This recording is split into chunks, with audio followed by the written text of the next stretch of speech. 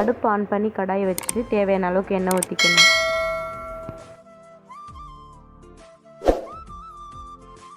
எண்ணெய் காஞ்சது கருவேப்பிலை போட்டுக்கலாம். கருவேப்பிலை தேவையானா போட்டுக்கலாம், தேவையில்லைன்னா வேணால், அது ஆப்ஷனல் தான்.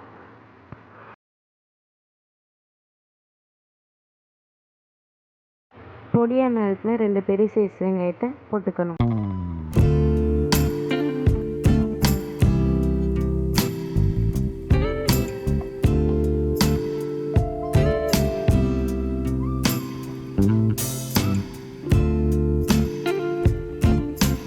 வெங்காயம் கண்ணாடி பத அளவுக்கு வதங்கினதுக்கப்புறம் நறுக்கிய 2 சின்ன தக்காளியை சேர்த்துக்கணும்.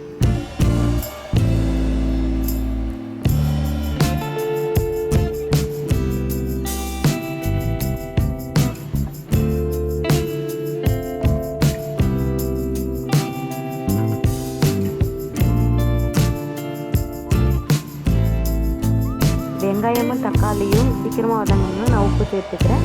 உங்களுக்கு தேவைன்னா உப்பு சேர்த்துக்கலாம், இல்லை லாஸ்ட் அப்புறம் உப்பு சேர்த்துக்கலாம்.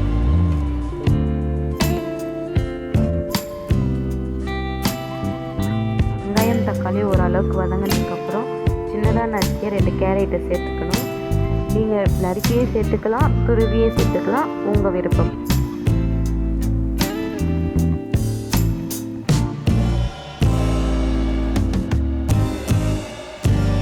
பாதி வெந்ததும் சின்ன சின்னதாக நறுக்கிய பீன்ஸ் சேர்த்துக்கலாம்.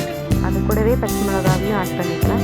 பச்சை மிளகா ஆப்ஷனல் தான், உங்களுக்கு தேவைன்னா நீங்கள் போட்டுக்கலாம்.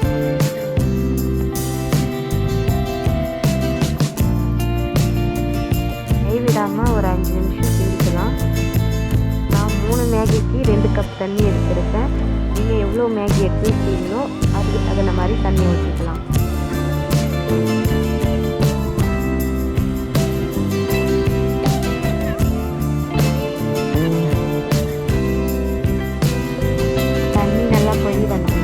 மசாலாவை சேர்த்துக்கலாம்.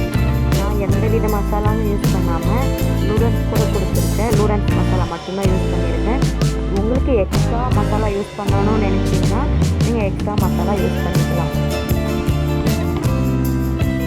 மசாலா நல்லா மிக்ஸ் ஆனதுக்கப்புறம் நான் நூடுல்ஸ் 3 பாக்கெட் எடுத்துருக்கேன், அதை சேர்த்துக்கணும்.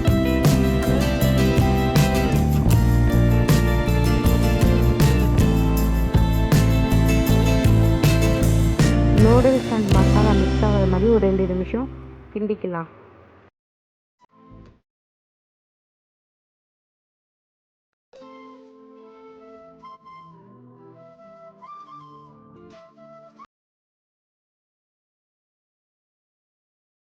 எல்லாமே நல்லா மிக்ஸ் ஆகி இது மாதிரி இருக்க ஸ்டேஜில் ஒரு 10 நிமிஷம் தட்டை போட்டு க்ளோஸ் பண்ணிடலாம்.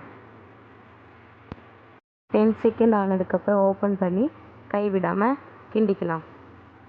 அவ்வளோதாங்க, 5 நிமிட்ஸ் நூடுல்ஸ் ரெடி. இது மாதிரியான வீடியோக்களை தெரிஞ்சுக்க நம்ம சேனலை லைக் அண்ட் ஷேர் பண்ணுங்கள், சப்ஸ்கிரைப் பண்ணிக்கோங்க. மறக்காமல் நீங்களும் செஞ்சு பார்த்து எப்படி இருந்துச்சு கமெண்ட்டில் சொல்லுங்கள். டாடா, பாய் பாய்.